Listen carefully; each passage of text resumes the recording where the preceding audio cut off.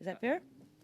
Mr. Cooper. Great. Thank you very much, Madam Chair. I just want to observe that it being 1:05, it's been now more than 14 hours over 4 days that the Liberal MPs on this committee have been filibustering, drowning on for hours and hours and hours on a very simple motion to have the Prime Minister's Chief of Staff, Katie Telford, testify before this committee on Beijing's interference. It really begs the question, what does this Prime Minister have to hide? How much longer are you guys across the way going to continue this? Let's get it to a vote. Thank you, Madam Chair.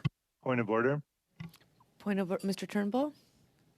Thank you, Madam Chair. I've been patiently listening to the wonderful speeches and all the thoughtful input from colleagues.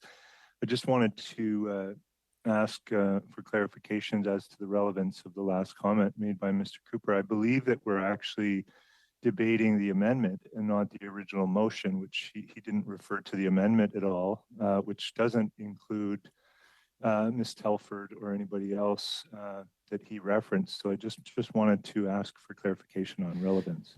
So I will, and I do see Mr. Barrett, and I will also go to Mr. Garrettson. I will just say that we have leniency here.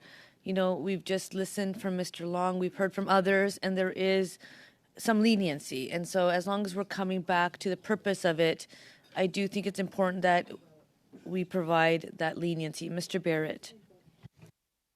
For more than 2.5 hours, Madam Chair, Liberal members have talked about everything from their time in college to their time overseas to all kinds of nonsense unrelated to this very simple motion without a single interruption from members of the opposition. I appreciate that Mr. Turnbull might just be rolling out of bed. Mr. Cooper spoke for 30 seconds. So now that Mr. Turnbull's had his intervention, he can go back to sleep. But we've been here listening to this for 2.5 hours. So let's be judicious on when we want to chime in with those points of order, because we could just call the question, end the cover-up, have the vote, and find out what the Liberals are trying to hide, or we can listen for another 2.5 hours to more filibustering. On that point of order? And Mr. Garrettson, as I mentioned, I will come to you. I think it's challenging for me in this spot when I think Mr. Barrett, I would have agreed with you entirely.